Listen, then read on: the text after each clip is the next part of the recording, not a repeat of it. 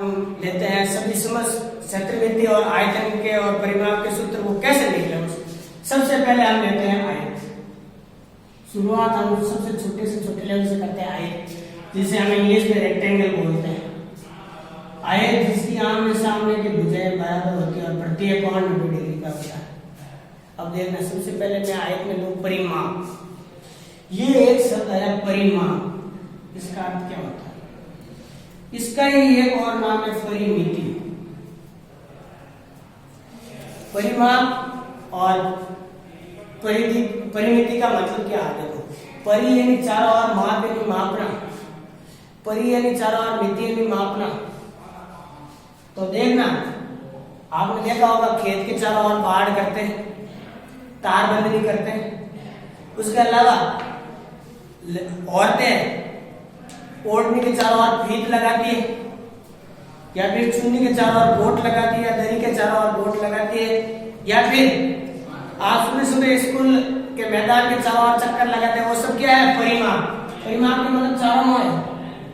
अब देखो, आयत में क्या होगा? एक होगी लंबाई, एक होगी चौड़ाई, और ये भी क्या होती है? वापस लंबाई और ये चौड़ाई। तो आयत के आमने सामने की भुजाएं हमेशा बराबर होती है। तो एक होगी लंबाई, एक हो गई चौड़ाई। अब देखना, आयत की क्या हो गई? लंबाई और चौड़ाई। तो देखना, एक व्यक्ति यहाँ से शुरू होगी, यहाँ आएगा तो क्या जुड़ेगी? लंबाई। यहाँ आएगा तो वापस क्या जुड़ेगी? चौड़ाई। तो लंबाई प्लस चौड़ाई। यहाँ आएगा तो फिर लंबाई, और यहाँ आएगा तो फिर चौड़ाई। तो क्या हो गई? एक और एक, दो लंबाई और दो चौड़ाई। अब दो दोनों में दो कॉमन आ गया, तो पीछे क्या बच गया? लंबाई प्लस चौड़ाई। तो यही आयत का परिमाप हो गया, चाहे इसे परिमिति बोलो, परिमाप या परिमिति। दो कांस्टेंट लंबाई प्लस चौड़ाई, ऐसे निकलता है आयत का परिमाप। ऐसे नहीं है कि सुबह रहते या शाम को हमको सपना आया कि आयत का परिमाप ये देते हैं। यह सब कारण है, और इसका रीजन ये है कि आयत का परिमाप क्या होगा? दो कांस्टेंट लंबाई प्लस चौड़ाई। अब क्षेत्रफल, क्षेत्रफल में लंबाई इंटू चौड़ाई। क्षेत्रफल हो गया आयत का लंबाई इंटू चौड़ाई। ये चौड़ाई और ये लंबाई, ये इधर से बड़ी, ये इधर से बड़ी, पूरा का क्षेत्र होगा। और क्षेत्रफल का मतलब होता है कि जैसे कोई गणितज्ञ है, वो आता है, सॉरी, एक खेत है, खेत के अंदर कोई फसल बो रही है या कोई जुताई करनी है, तो वो क्या होगा? क्षेत्रफल होगा। आप बच्चा में बैठते हो, दरी बिछी हुई है, वो दरी के उस आंगन के अंदर क्षेत्रफल, तो वो होता है क्षेत्रफल। आयत के बाद होगा, आयत का एक होता है विकर्ण। क्षेत्रफल होगा, एक विकर्ण होगा। भाई एक आयताकार फर्श के ऊपर बैठा हूं, सबसे बड़ी छड़ रखनी है मेरे को, तो कैसे रखूंगा? इससे उस तरफ, तो ये हो गया विकर्ण। अब देखो, ये समकोण त्रिभुज बन गया, और समकोण त्रिभुज में पाई का आकार करना होता है। आपने भी पढ़ा होगा, कर्ण स्क्वायर बराबर आधार स्क्वायर प्लस लंब स्क्वायर। कर्ण स्क्वायर बराबर आधार स्क्वायर प्लस लंब स्क्वायर। तो कर्ण का मान क्या होगा? रूट वर्गमूल आधार स्क्वायर प्लस लंब स्क्वायर। तो इसके अंदर देखो, ये लंबाई हो गई आधा और ये चौड़ाई हो गई लंब। तो लंबाई का स्क्वायर प्लस चौड़ाई का स्क्वायर, तो यही क्या हो गया? विकर्ण। विकर्ण क्या बन गया? कर्ण से विकर्ण बना है, रूट लंबाई स्क्वायर प्लस चौड़ाई स्क्वायर। ये आयत में सिर्फ 3 ही सूत्र है, इसके साथ आयत कंप्लीट। इसके बाद लेते हैं हम वर्ग। वर्ग, वर्ग की चारों भुजा बराबर होती है और प्रत्येक कोण 90 डिग्री होता है। वर्ग ये ऐसी है, ये भुजा है, ये भी भुजा होगी और चारों भुजा होगी। अब परिमाप देखना कैसे आया? भाई कोई व्यक्ति यहाँ से शुरू हुआ, यहाँ आया, यहाँ कितनी दूरी होगी? भुजा प्लस भुजा प्लस भुजा प्लस भुजा, 4 बार। भुजा प्लस भुजा प्लस भुजा प्लस भुजा, मतलब 4। तो 4 इंटू भुजा, इस तरह से आया वर्ग का परिमाप। क्षेत्रफल देखना,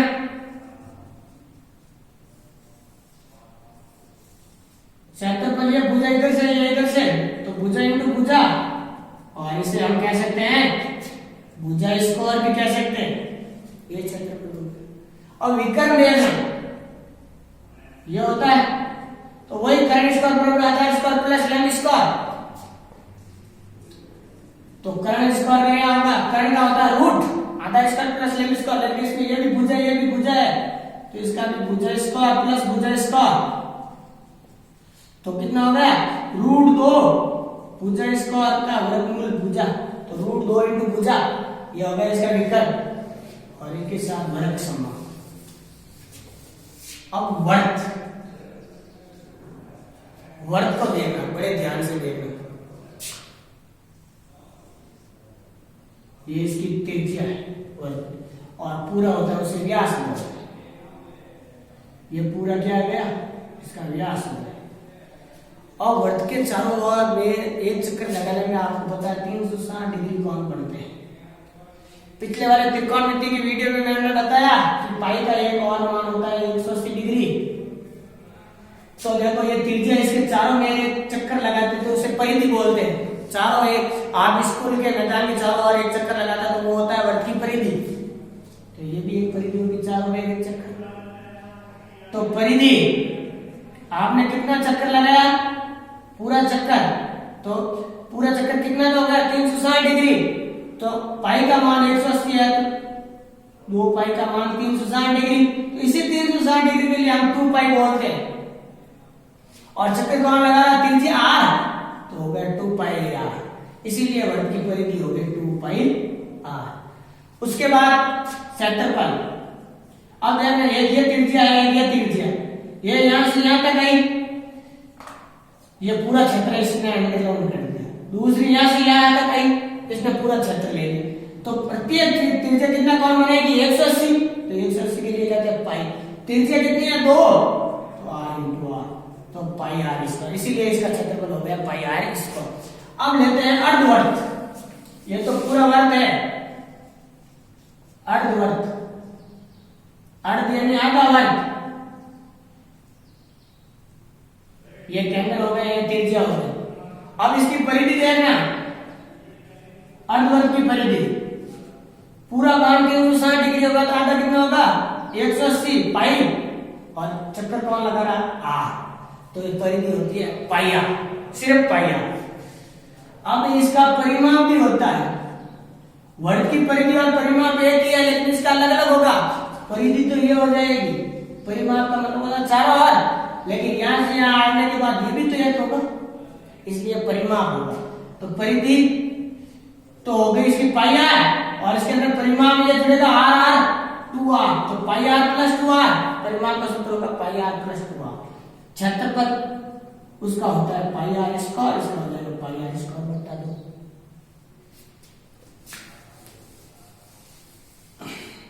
इसी तरह वर्त के चतुर्थांश का भी होगा, ये वर्त का चतुर्थांश है, ये आर है, तो इसका परिमाप तो होगा पाई आर बटा 2, पाई आर बटा 2 हो गया, पाई आर का ब्यादा और 2, ये हो गया इसका परिधि। क्षेत्रफल हो जाएगा पाई आर स्क्वायर बटा 4, ये होगा क्षेत्रफल किसका, चतुर्थांश, वर्त के चतुर्थांश। इसके बाद हम लेते हैं त्रिभुज।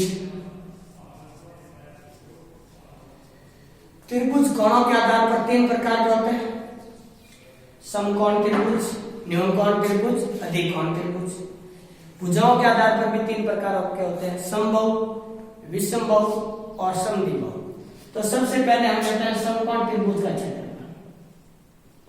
समकोण त्रिभुज का क्षेत्रफल, समकोण त्रिभुज इस प्रकार का होता है, ये 90 डिग्री के कोण हो गए। तो समकोण त्रिभुज का सूत्र होगा 1/2 आधार इंटू ऊंचाई, आधार इंटू ऊंचाई। उसके बाद हम लेते हैं सिर्फ त्रिभुज का, जिसके अंदर यह कोई एक त्रिभुज है, इसका सूत्र मान लो यह कोई भुजा है और इसका सूत्र ज्ञात करना है। अब त्रिभुज का सूत्र ज्ञात करना है, इसलिए हम देखते हैं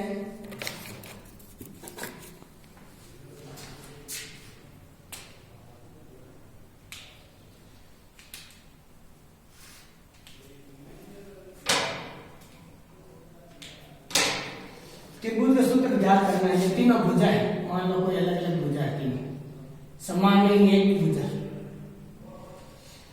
अगर मुझे ये तीनों भुजाओं का मान पता है तो मैं इसका परिमाप निकालूंगा। और त्रिभुज का परिमाप क्या होता है? चारों में बल्कि तीन भुजा, तो तीनों भुजाओं का योग ए प्लस बी प्लस सी, तीनों भुजाओं का योग इसका परिमाप हो जाएगा। अब इसके बाद देखना, मैं लेता हूं इसका अर्ध परिमाप और उसको नाम दे देता हूं एस। तो अर्ध परिमाप हो जाएगा ए प्लस बी प्लस सी बट्टा दो। तो इस त्रिभुज का क्षेत्रफल का सूत्र होगा root S, S minus A, S minus B, S minus C, और इसे हम बोलते हैं हेरोन का सूत्र।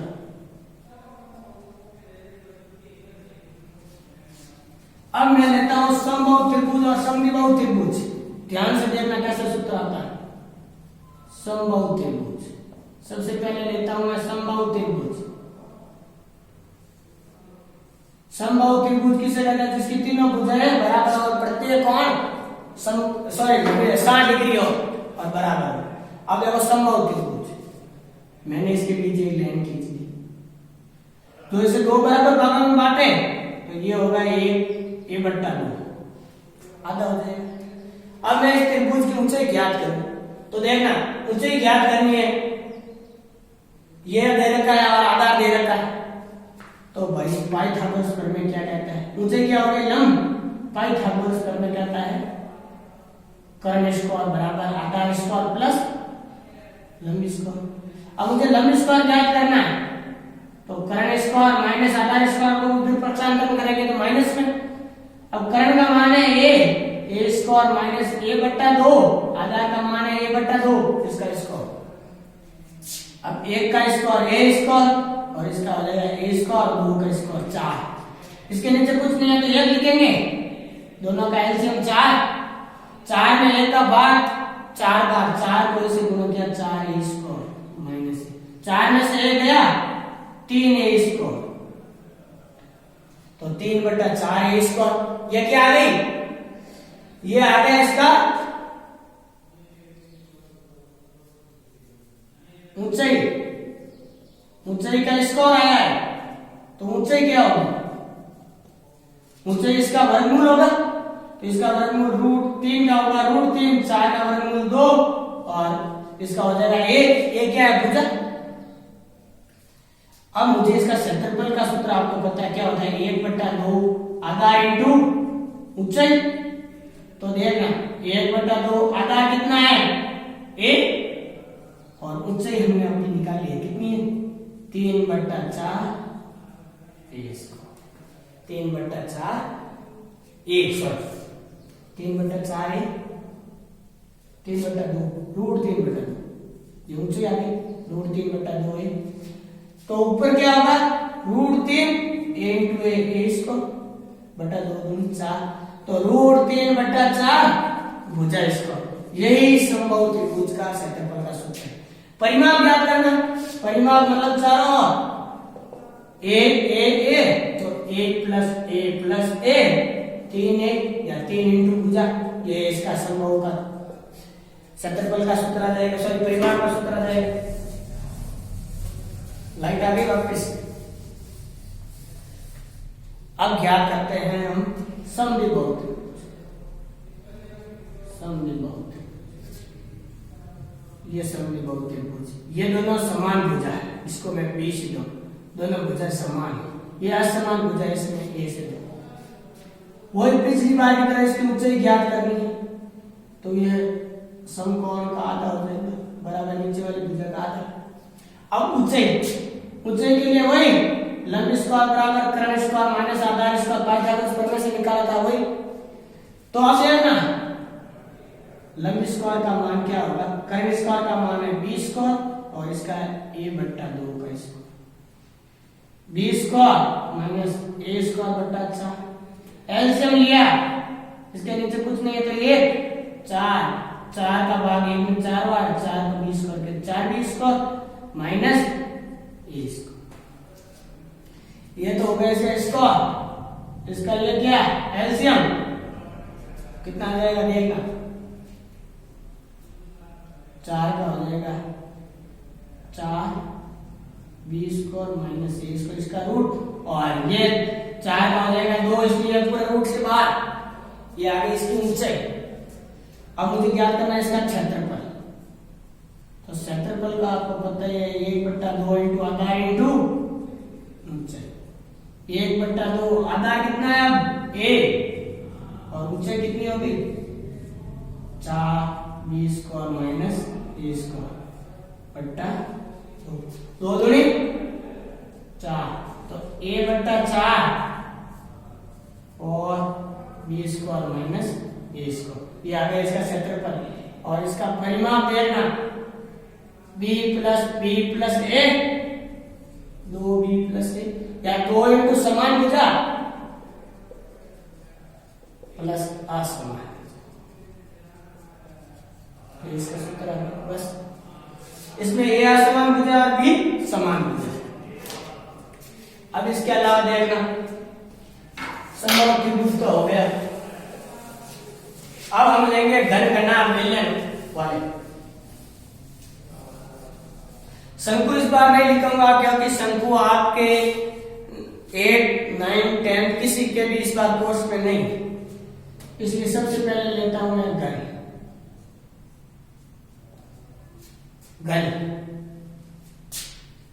परिश्रम वर्ग है, वर्ग की तरह ही घन होता है।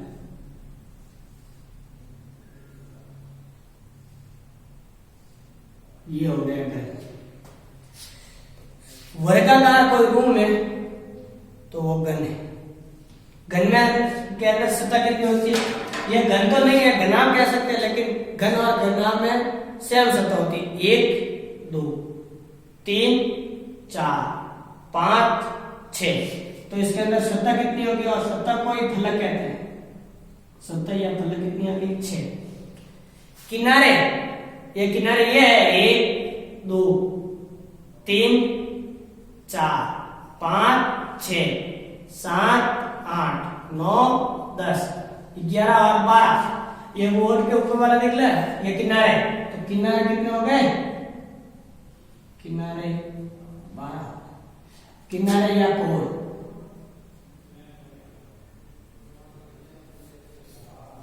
अब आगे शीर्ष, शीर्ष भी कह सकते हैं या कोने। 1, 2, 3, 4, 5, 6, 7 और 8। घन में भी ये होंगे और घनाभ में भी सेम ही होंगे, ये घनाभ हो गया।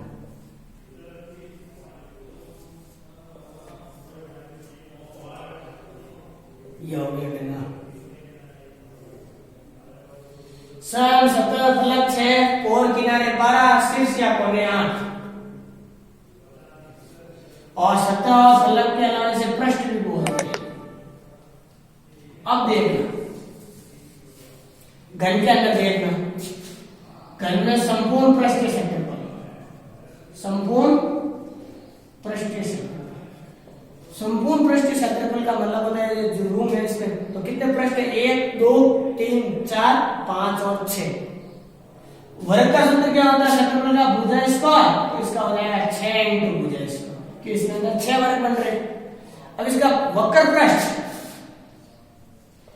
वक्र पृष्ठ, और इसका ही दूसरा नाम है पार्श्व पृष्ठ, पार्श्व पृष्ठ क्षेत्रफल। पार्श्व मतलब ऐसे कोई कमरा है तो उसके चारों दीवार है, छत और फर्श को छोड़कर, तो उसके पार्श्व कहते हैं 1, 2, 3, 4 बनेंगे, तो 4 इंटू भुजा स्क्वायर। अगर आपको संपूर्ण पृष्ठ ज्ञात है, संपूर्ण पृष्ठ ज्ञात करना है, कुल पृष्ठ ज्ञात है तो भी संपूर्ण पृष्ठ ज्ञात करना, केवल पृष्ठ ज्ञात हो तो भी संपूर्ण पृष्ठ। अगर आपको वक्र या पार्श्व पृष्ठ ज्ञात हो तो भी यही ज्ञात करना है। और अगर आपको दे दिया कि एक घनाकार बॉक्स है, उसके ढक्कन को छोड़कर से तो कितने हो गए 5, उसके अंदर या चारों दीवार के अलावा उसका तल भी अंदर गिना जाएगा, तो 5 इंटू भुजा स्क्वायर। अगर ढक्कन का कहते हैं तल को छोड़कर कहते हैं तो भी 5, तो 5 इंटू भुजा स्क्वायर। अब इसका आयतन ज्ञात करना, देखो आयतन क्या होता है, उसका होता है भुजा स्क्वायर, तो इसके अंदर नीचे तो भुजा इंटू भुजा ही है, ये भुजा के अंदर भुजा, तो इसका हो जाएगा भुजा क्यूब। और इसका विकल्प वर्ग का कितना होगा √2, तो इसका होगा √3 इंटू भुजा। ये हो गया इसका। अब घनाभ के अंदर देखना, घनाभ का संपूर्ण पृष्ठीय क्षेत्रफल, संपूर्ण पृष्ठीय क्षेत्र, देखो भाई संपूर्ण पृष्ठीय क्षेत्रफल लंबाई और चौड़ाई आता है इसके अंदर, लंबाई और चौड़ाई, इसके अंदर भी लंबाई और चौड़ाई, इसके अंदर लंबाई और ऊंचाई, इसके अंदर ऊंचाई और चौड़ाई। तो देखो दो कोष्टक लंबाई इंटू चौड़ाई दो बार है, प्लस चौड़ाई इंटू ऊंचाई प्लस ऊंचाई इंटू लंबाई, ये हो गया घनाभ का संपूर्ण पृष्ठीय क्षेत्रफल। अब घनाभ का वक्र पृष्ठ और इसे हम क्या कहते हैं पार्श्व पृष्ठ। तो देखना ये और ये छोड़कर तो इसके अंदर लंबाई और चौड़ाई आता है, तो लंबाई और चौड़ाई निकालो, दो कोष्टक चौड़ाई इंटू ऊंचाई प्लस ऊंचाई इंटू लंबाई। अब देखो दोनों के अंदर ऊंचाई कॉमन है, ऊंचाई को मैं बाहर ले लूं तो चौड़ाई इंटू लंबाई बच जाएगा, फिर ऊंचाई को मैंने बाहर ले लूं तो दो कोष्टक चौड़ाई इंटू लंबाई, तो सॉरी चौड़ाई प्लस लंबाई या लंबाई प्लस चौड़ाई इंटू ऊंचाई। एक तरह से ये क्या आ गया आयत का परिमाप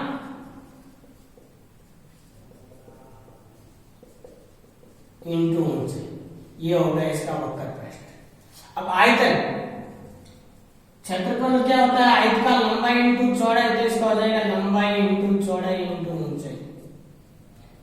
अब इसका विकर्ण आयत का होगा लंबाई स्क्वायर प्लस चौड़ाई स्क्वायर, इसका हो जाएगा लंबाई स्क्वायर प्लस चौड़ाई स्क्वायर प्लस ऊंचाई स्क्वायर। ये घन और घनाभ कंप्लीट। और एक बात ध्यान रखना हमेशा वो अगर आपको क्वेश्चन में घन घनाभ ना दे और वो सिर्फ लंबाई चौड़ाई इंटू ऊंचाई दे दे, हमेशा ध्यान रखना वो घनाभ है। भुजा दे दे तो हमेशा देख लेना घन है, अगर त्रिज्या और ऊंचाई दे दे तो बेलन है, केवल तीर क्या देते थे तो समझ लेना वो घोड़ा है। अब देखना बेलन कैसे,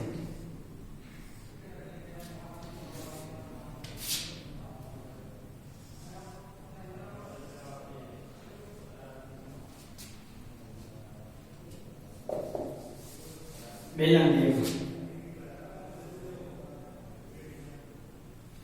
घर पर अनाज की कंडीशन में देखी होगी ऐसी होती है। तो ये बेलन है, ये मार कर देख रहे हो भाई, ये बेलना कहाँ है, इसका ये है, ये तो है वक्र पृष्ठ और ये है गोल वाले वर्तीय पृष्ठ। घर पर अनाज की टंकी है, उसके अंदर जो ढक्कन है उसका और जो उसका तल है टंडा, वो दोनों आपका वर्तीय पृष्ठ, ये कहलाएंगे वर्तीय पृष्ठ और ये हो जाएगा वक्र पृष्ठ।